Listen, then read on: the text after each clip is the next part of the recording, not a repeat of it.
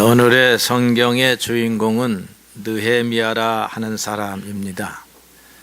느헤미야는 유대인의 후손으로서 바벨론 포로 시기에 붙잡혀서 바벨론에 왔다가 이제 나라가 바뀌어서 페르시아 제국이 다스릴 때에 하나님의 은혜로 또는 개인적으로 열심히 노력해서 바사 왕국의 왕의 술을 맡은 관원 고위직에서 봉사하고 있었던 그런 사람이었습니다.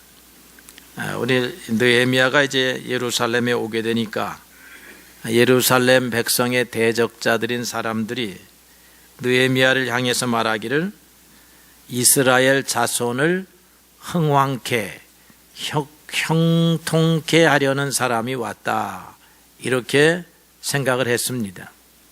느헤미야는 나라를 형통케 하는 사람이요, 자기의 민족을 형통케 하는 그런 사람이라고 하는 것입니다. 여러분 한 사람 한 사람들도 다른 사람을 여러분으로 인하여서 여러분의 가정과 그리고 교회와 이 나라가 형통케 되는 그런 통로가 되시기를 주님의 이름으로 축복합니다. 느헤미야의 이름이 참 좋아요. 느헤미야라고 하는 이름은 하나님의 위로라고 하는 뜻입니다. 하나님의 위로가 있는 사람 뿐만 아니라 다른 사람을 하나님의 능력으로 위로할 수 있는 사람이라고 하는 것이죠. 여러분들이 이 땅에 살면서 위로가 많이 필요한 사람들인데, 이런 위로를 하나님에게서 받을 수 있고, 그 다음에 하나님의 사람들의 선한 협력을 통해서 위로를 받을 수가 있습니다. 하나님은 위로의 하나님이시기 때문입니다.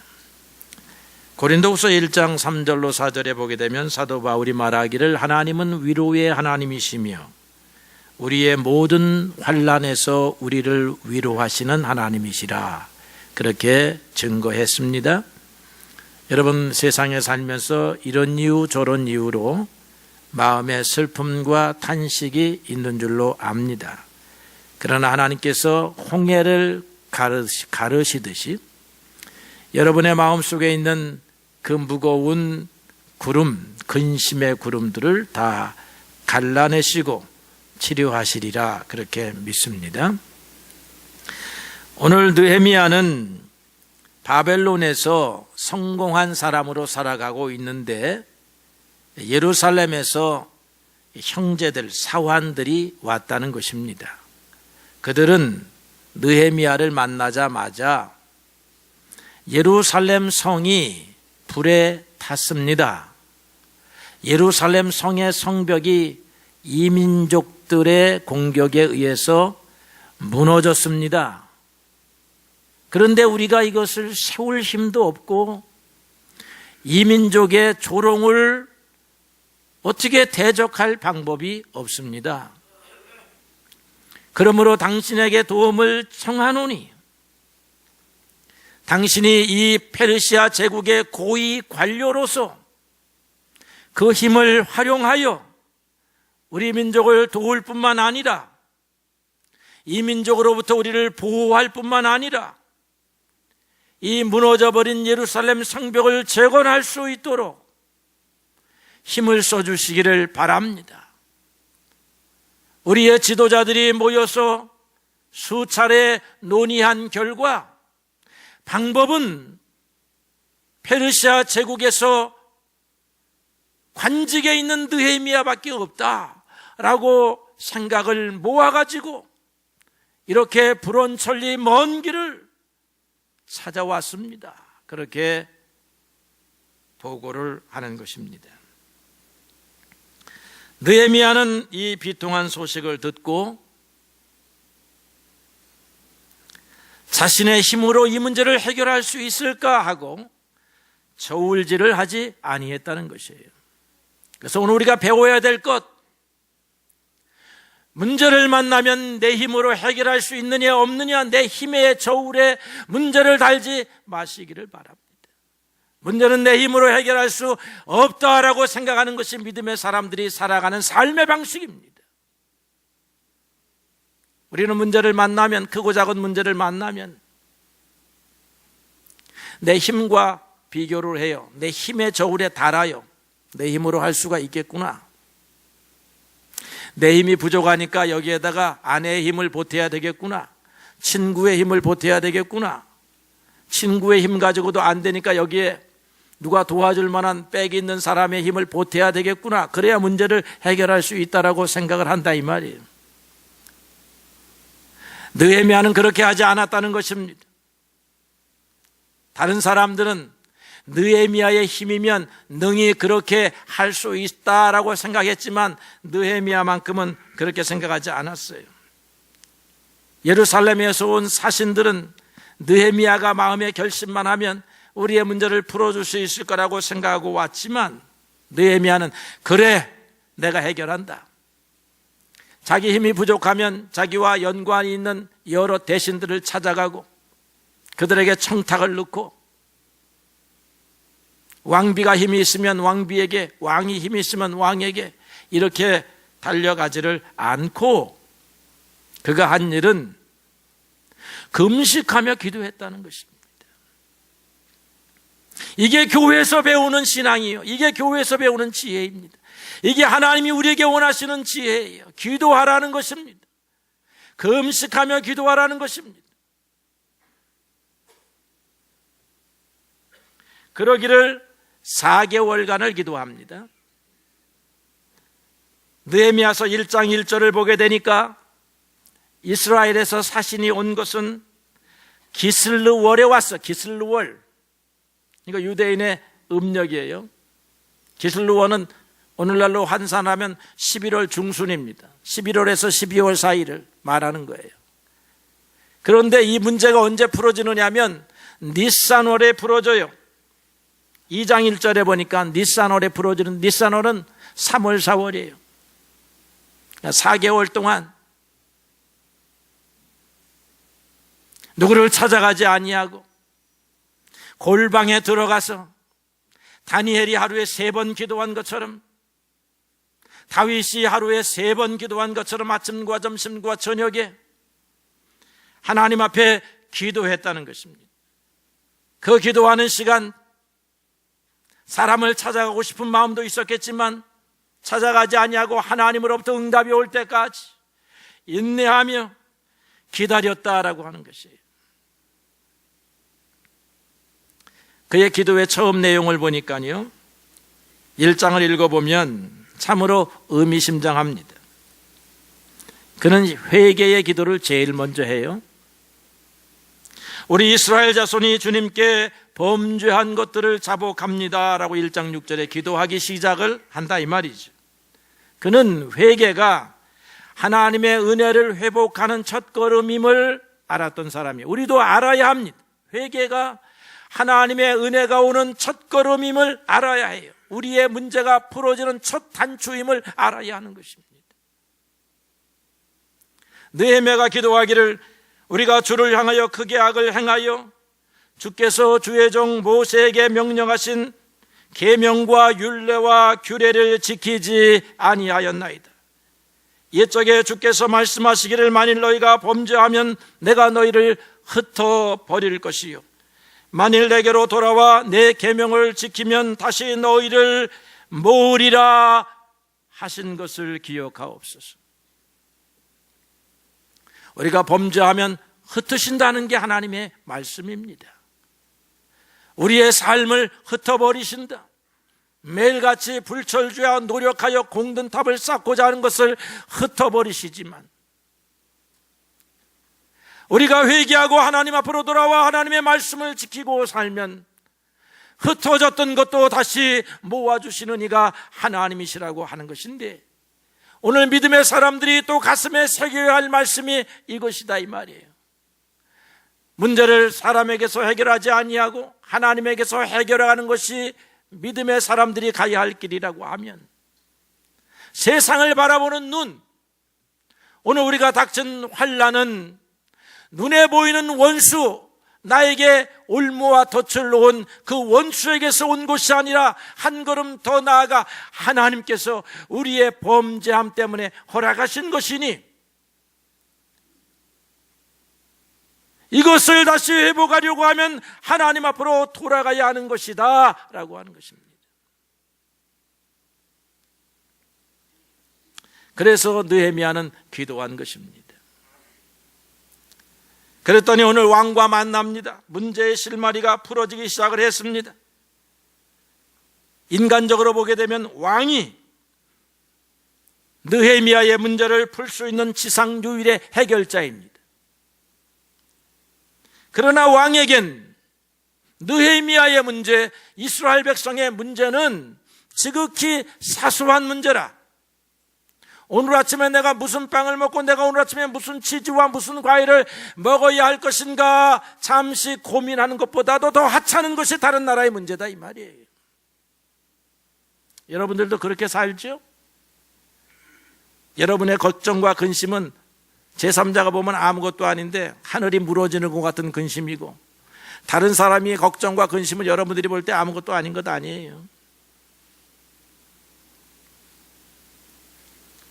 왕이 이 문제에 대하여, 자기 나라 문제에 대하여, 소수민족이 중국은요 58개인가 그래요. 58개 소수민족. 시진핑에게 가서 조선족의 문제를 좀 해결해 주세요 그러면 고개를 갸우뚱한다 이 말이에요.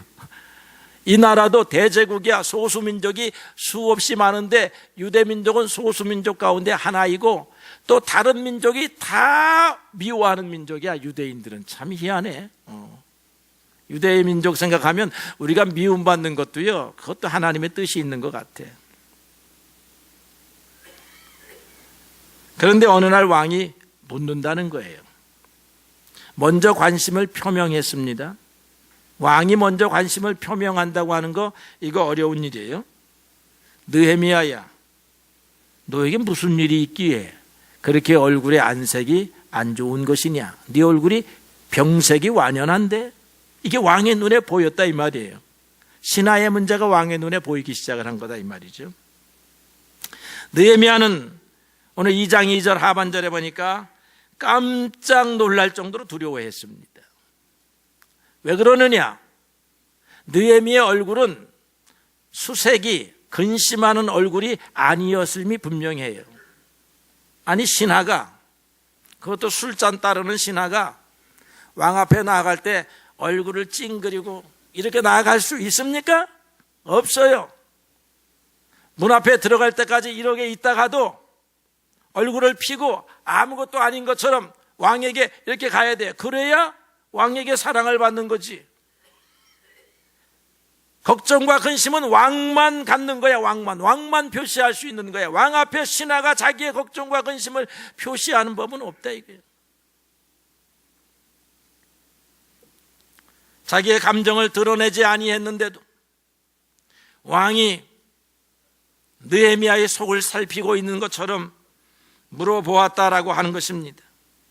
평소에 왕은 관원들의 모습을 살피는 사람이 아니에요. 그저 들어가면 자기의 생각, 자기의 일 때문에 몰두해서 머리를 감싸지고 있다 이 말입니다. 그런데 오늘 성경을 보니까 부인 왕비까지 있어요. 아마 왕비가 또 무엇을 청탁하라고 왔는지, 아니면 어쨌든 왕비랑 소곤소곤 되고 있는 시간이야. 그래서 공주의 얘기도 하고 왕의 이야기도, 아들의 이야기도 하고 왕자 이야기도 하고 어떤 후궁에 대한 이야기도 하고 있는 그런 상황이야. 그러니까 느헤미야는 와서 술잔을 그냥 뒷걸음쳐 갖고 와서 놓고 가야 되는 거야.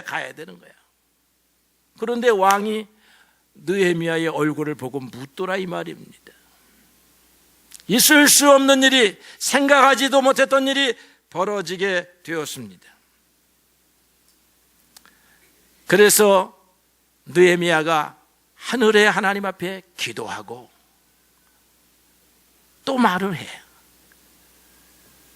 내 조상의 묘실, 무덤이 있는 곳이 무너졌다 하오니 내가 근심이 있습니다.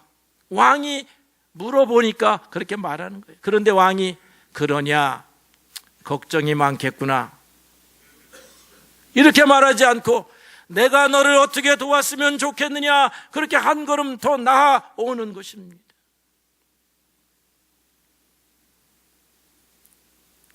왕의 마음이 달라졌어요. 이 왕의 마음을 누가 변화시켰는가? 왕이 인자해서 왕이 신하들의 말을 경청하기를 좋아하는 그런 왕이기 때문에 이런 일이 벌어진 것이 아니라 성경은 말하기를 느헤미야가 기도했기 때문에 일어난 일이라고 말하고 있는 것입니다. 느헤미야가 1장 11절에 기도합니다.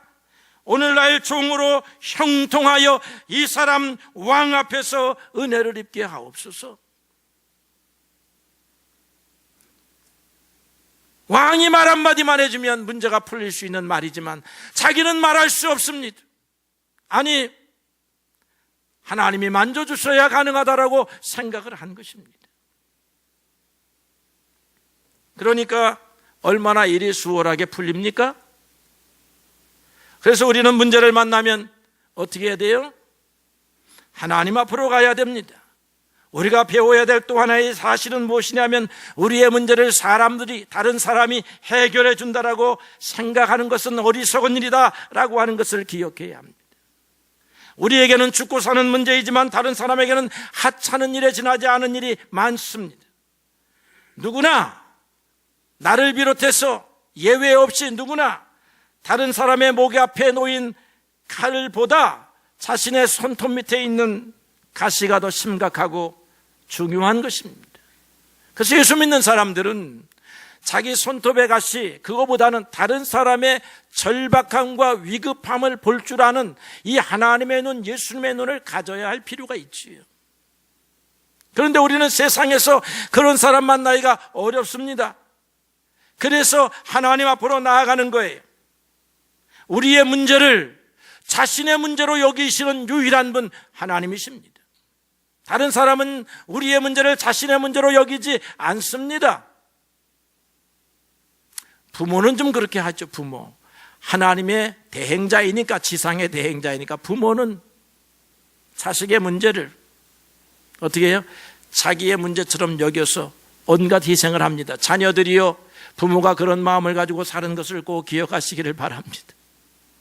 부모 이외에는 하나님이시다 이 말이에요. 아들의 문제가 부모에게 가장 중요한 것처럼 오늘 성도들이 누구입니까? 하나님의 자녀입니다. 하나님의 자녀들의 문제가 하나님의 문제입니다. 우리가 해야 할 일이 무엇입니까? 염려와 걱정을 만나면 우리가 해야 할 일, 그것은 아버지께 아뢰는 것이에요.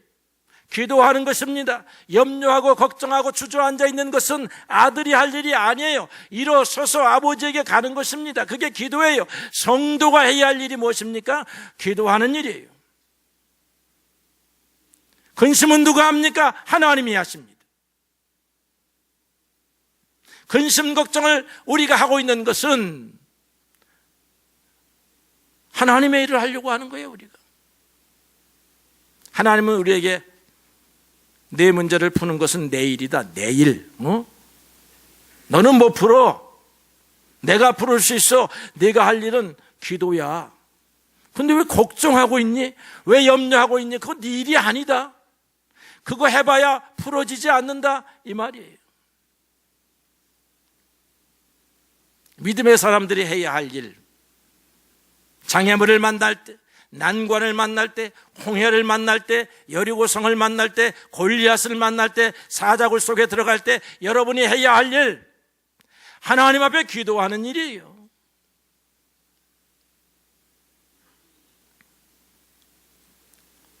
이스라엘은 하나님의 백성이요 자녀입니다. 하나님은 이스라엘의 왕이요 아비이셨습니다. 하나님은 느헤미야의 기도를 들으시고 이스라엘의 문제를 바사왕, 페르시아 왕을 통해서 해결하십니다.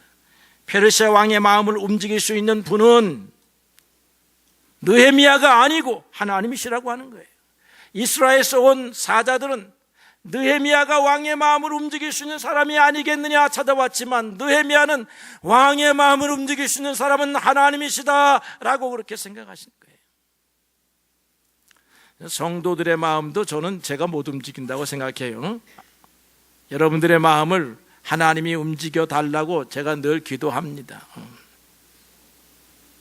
여러분들이 다스리는 부하 직원들이 있으면, 여러분이 함께 일하는 동업자들이 있으면 하나님이 그 사람의 마음을 다스려 달라고 기도하시면 돼요. 내가 다스리려고 이런 방법 저런 방법 엉뚱한 방법 쓰다가 오히려 더 분란이 생기고 갈등이 깊어지고 골이 깊어지는 경우가 많이 있습니다. 누가 문제를 해결하시느냐? 하나님. 오늘 슈바이처 얘기만 소개하고 말씀을 마칠까 합니다.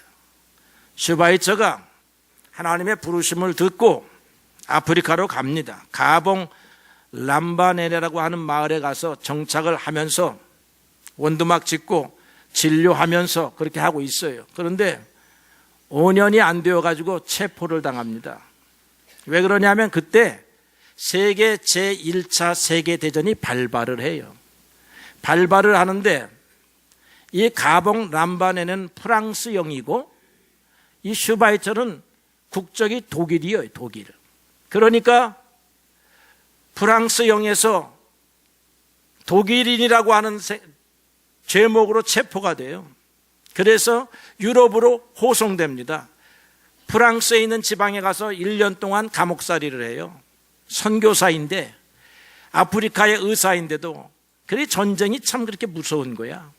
근데 슈바이처가 독일 사람이야. 독일이라고 하는 나라가 희한한 나라예요. 히틀러 같은 사람도 나오는가 하면 슈바이처 같은 사람도 나오는 게 독일이네요.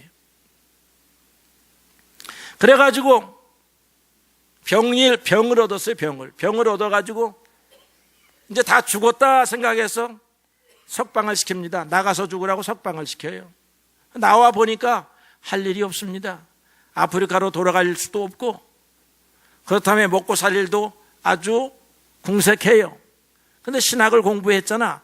지방에서 조그마한 교회에 목사직을 하게 되는데 우리로 말하면 개척교회 같은 데고 삼시세끼 먹을 게 없는 곳이야. 그래서 낙심하고 절망하고 있는데 그래서 밖에 나가서 뭐 먹을 게 없나 돌아다니다가 집에 왔더니 큰 봉투가 봉인이 딱 찍혀갖고 왔는데 탁 열어보니까 스웨덴의 웁살라 대학에서 우리 대학에 와서 강연을 좀 해주시기 바랍니다 해가지고 주강사가 슈바이처야. 그것도 8번 강의라는 거야. 그리고 강연비가 엄청난 거야. 이게 지금 슈바이처 평전을 읽고 제가 여러분들에게 소개하는 거예요. 그런데 이 일을 누가 해주느냐? 슈바이처의 명성을 듣고 슈바이처의 삶을 주목해 보던 이가 있었는데 스웨덴 웁살라 지역의 대주교 죄더블룸이라고 하는 사람이 있는데 그 사람이 하나님의 감동을 받고 슈바이처를 살리려고 강연을 웁살라 대학에서 강연을 여는 거야. 그 강연을 얼마나 멋지게 했는지 슈바이처가 강연에 오라는 소리를 듣고 하나님 감사합니다. 나를 잊지 않고 계시는군요. 그걸 알았다는 거지.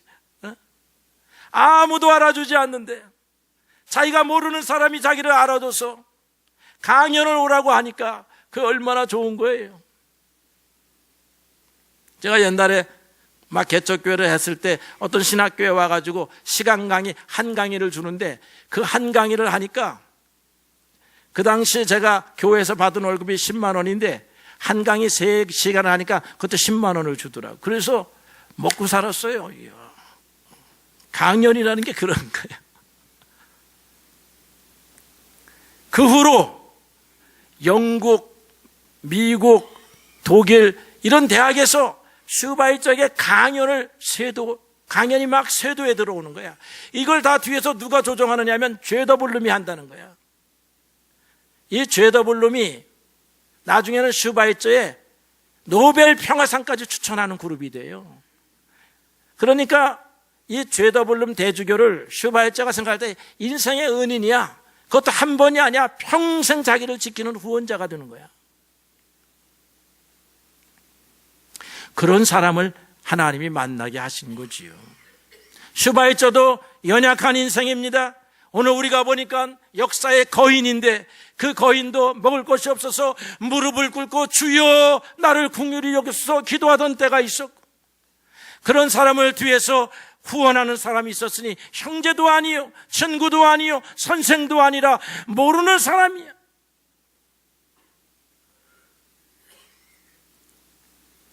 그렇게 인생이 역전이 되는 거예요. 누가 도우셔서?